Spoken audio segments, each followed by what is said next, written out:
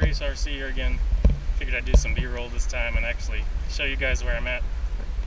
Here's where I'm flying from. It's Christmas Day. It's very cold in Tennessee, so trying to stay warm. A few layers on here. Got the air conception 130 out. Got the wing laid out over here. The wind is coming straight down this soccer field right here. So hopefully we'll get up nice and clear the trees there, and I'm going to head on over to a little city called Lakeland, which is known for its lake, but the only communities there are gated, so you can't really see the lake for the most part. So we're going to go see what it looks like with the Paramotor instead.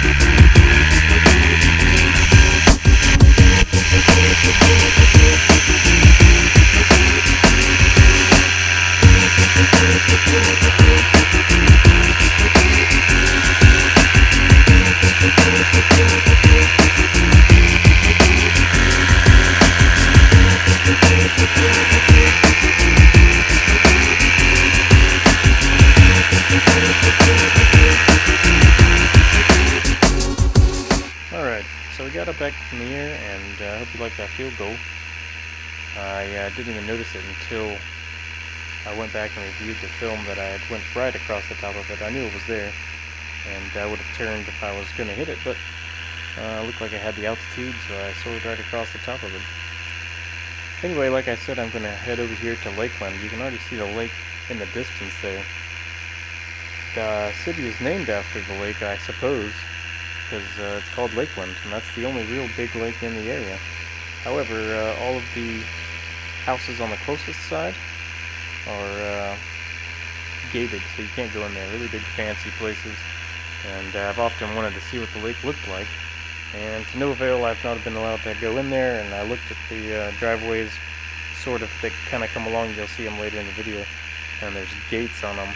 You can't go anywhere near the causeway, you can't do anything, and it's got cameras all over the place. So anyway, it's Christmas Day, like I said, and it's about 32 degrees.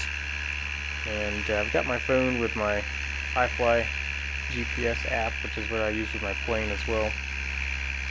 There are a few free apps, and there's also a few pay-for apps. And since I already paid for this one for use with my plane, I go ahead and use it for this. However, it's really cold, and it's kind of zipped up into a few jackets, and it's got a tether on it. So I tend not to pull it out here unless I have to. And I didn't really pull it out this whole trip, even though it was already running and open, and the screen was technically on because it doesn't shut off. Right here I'm under a Memphis Class B or Class Bravo airspace, and where I took off I have a 4,000 foot ceiling before it goes into the airspace. And where I'm headed there's a line, a magical line in the sky, and it goes down to 3,000. So I am aware of that, and I don't plan on flying at those heights. But without pulling out the phone, you have to find a way to kind of judge what those heights are going to be. And it is slightly too, well, it's somewhere out there. I can't quite see it on the film here. There's actually a TV tower that has 3 antennas on it, and you can see it at some point in this film. And I use that to judge my height based on. If you look at the aviation sectional, it shows that that's 1,400 foot MSL, mean sea level. So above the sea, 1,400 foot, but it's 1,200 foot above the ground. So I kind of use that as my judgment. If I think I ever got 2 times as high as that tower, I'd be right around my limit. So I kind of keep right around the tower and right above it.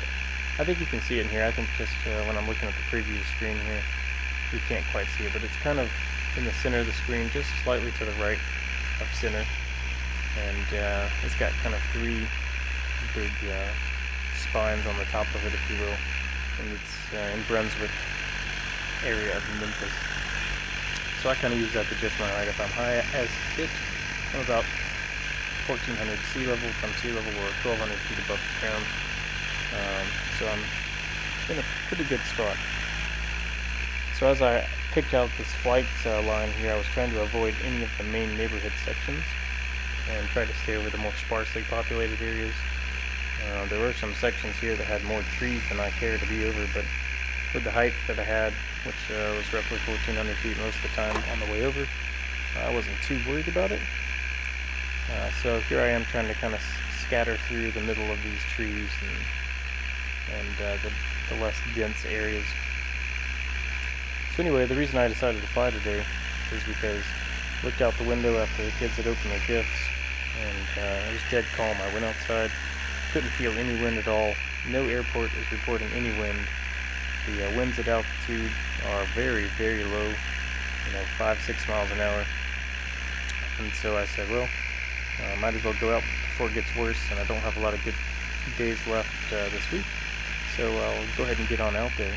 And sure enough, it turned out to be a pretty good launch, as you saw there.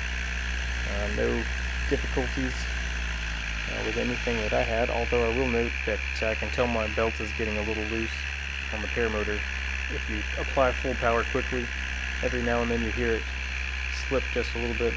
So I've got to tension that back up and make her fly in tip-top shape again, because I don't want to lose that little bit of vertical speed that I can get and be able to climb out of altitude as fast as possible. This is just the 130. It's not quite as powerful as the 200, and you can really tell a difference if you fly them back to back. Although this one is perfectly fine, and it's got plenty of power for the size and the weight. The weight on this thing is phenomenal. It's about low 40 something pounds, so it's much lighter than the Nitro 200, and it's much lighter than just about every single thing out there, no matter what. And it also has an aluminum frame hoop, so it's pretty sturdy, easy to repair if you had to. It's got a nice white powder coat on it. So I am flying trimmed out here. Try to get the best speed that I can. And you can definitely tell that you can't gain altitude nearly as fast when you've got it trimmed out, but still gain altitude if you really want to.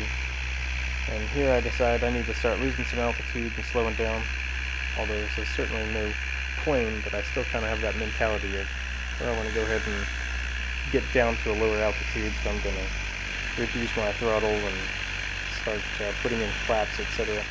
So here I am, I pulled the trims in, and I'm going to go take a peek at this lake that I have never been able to actually see up close.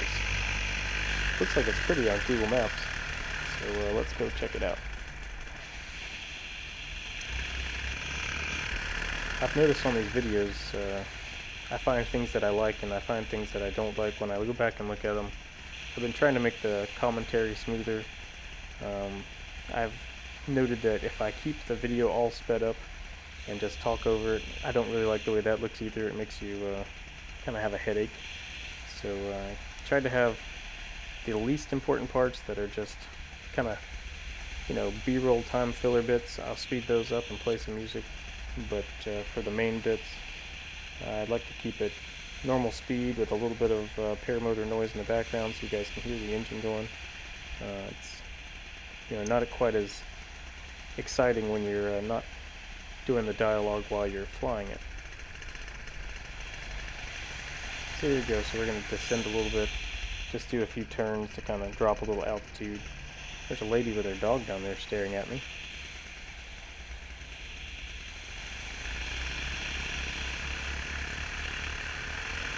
when I got up to about 1,500 feet, I did notice that I could feel the wind shear and the levels change where the temperature changes, and it was all smooth as you go up, and then all of a sudden you start hitting that rocky point where you can feel the wind direction change and the wind speed change. So I haven't made too many higher flights, but that is one thing you notice as you start going up higher. You can find those levels. It's like somebody's got a line drawn across the sky, and if you hit that spot, you're going to start feeling some shimmy and shake. Nothing too disconcerting, but it starts to bump you around a little bit nonetheless. So right behind me, when I turn around, you'll see there's a gated privacy gate with, you can't see the cameras, but when I drove up the other day, there's like 6 cameras watching this gate. I mean, these people must be legitimately scared somebody's going to come in here and mess with their lake or their stuff. I'm not sure. But they're keeping it to themselves. Here's a nice little causeway. I actually found a guy who lives near me, was walking with the kids one day, and he happened to mention this place and said he remembers when they built it. And they dug all this out. It's not a natural lake. They dug it extra deep.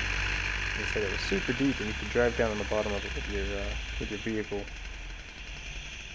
So I guess wherever they had the tractors put in here to dig this thing out, it's pretty deep.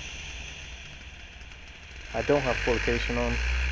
I don't feel comfortable getting out over the water and playing around, and it's freezing cold, and I've got lots of gloves on, so I've made dexterity, and the air conception has the toggles to get out of the seats. You have no pressure on them, so I don't feel comfortable getting far enough over the water that I would have to make a water landing. So I don't think I could easily get out of this seat, at least from this altitude and that much preparation time. So the lady with the dog, you saw her down there, and then we got this guy who already has come through the automatic gate, and he's just sitting there staring as well. Had quite a few onlookers from this trip who just want to see what's going on. Here we're going to cut on up to another spot, because most of the ride back looks exactly the same as the ride here, and it's kind of boring, but you can see that TV tower right there.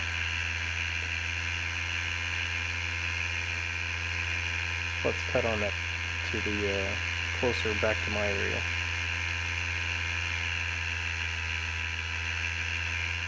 Alright, here we are. That's actually my neighborhood right in front of me. There's a cattle ranch, so to speak. He raises Angus beef, or at least it says so on the sign outside front of the place. And he's got a few fields back here. He moves the cows back around in. We just had a ton of rain. It's super swampy, super gooey out, and most fields aren't fit to run around in, so glad I got the football fields there. Decided to come down low and just kind of check out these fields, and you'll hear the wind whistling by on this turn as I start to turn to the left. My house is out there. You can see it in the picture. I won't point out which one it is, but it's out there. And I try to stay away from the actual houses, keep over the non-congested areas like I mentioned before.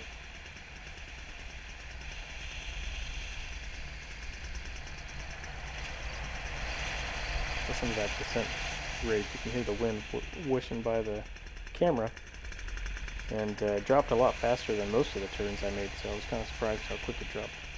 Still getting used to it, still relatively of a novice at this. I probably only have 12-15 flights to my name in actuality, so still feeling it out. Looking forward to having a time where I can go to shorts and some lighter shoes and no gloves and all that.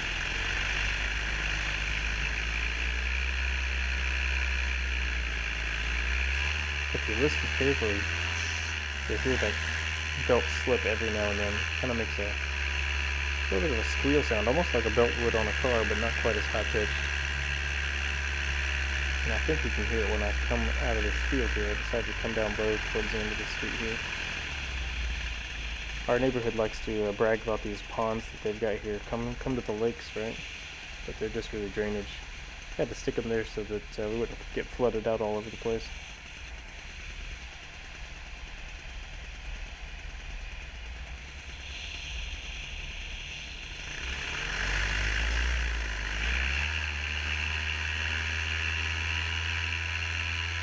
Might be able to hear the belts squeal too.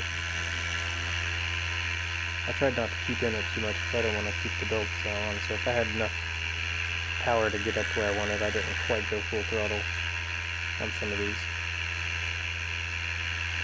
Again, we've got another boring section coming up here, so I'm going to fast forward to where I'm at the infield, the big field near my house that carrier line owns, and I just kind of use that as a nice big open spot where I can stay close to home but fiddle around and enjoy myself, and usually draws a crowd.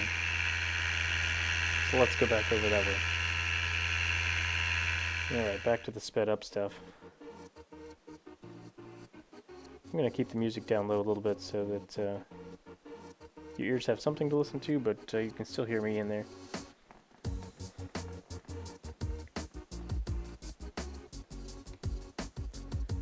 So I'm just practicing doing some turns, checking things out, seeing what she's going to do when you pull which way, with no power on, with some power on.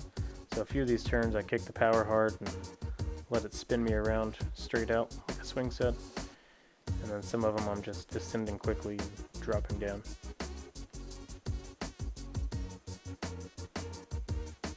Look how muddy this place is. I mean, you'd probably sink up to past your ankles if you were walking in most of that. It's that bad.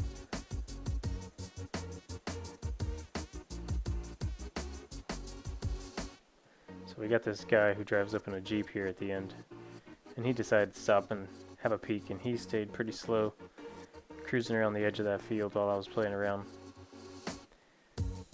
So we'll call him spectator number 3, ladies with the dogs, and then the car that stopped, and then that guy. There was I think a Honda Civic or something, like a blue Honda Civic, that pulled into this parking lot here after a minute and started watching as well.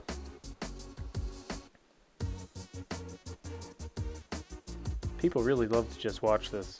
You know, it's like looking at magic in the sky, and you always wish that you're up there if it's not you. And I'm sure half of these people have seen Tucker's videos, or somebody else's on YouTube. They keep trending, so seems like it's getting some recognition to the sport. Try to follow all the rules so that even though it may be more widely recognized, hopefully they don't quickly impose extra rules on us, as long as we follow them and do what we're supposed to do.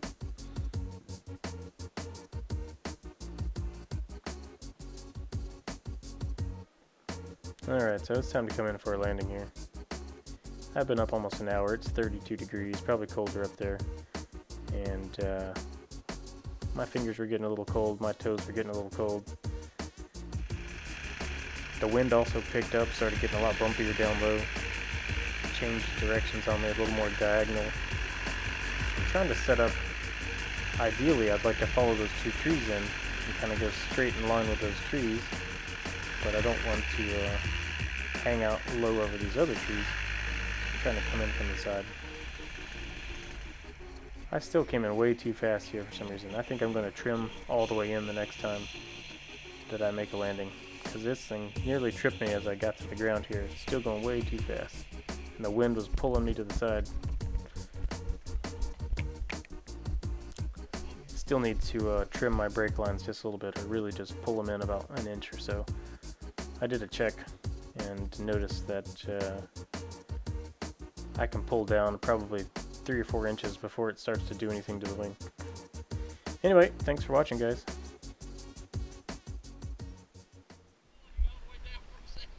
Oh yeah? Yep, just playing around.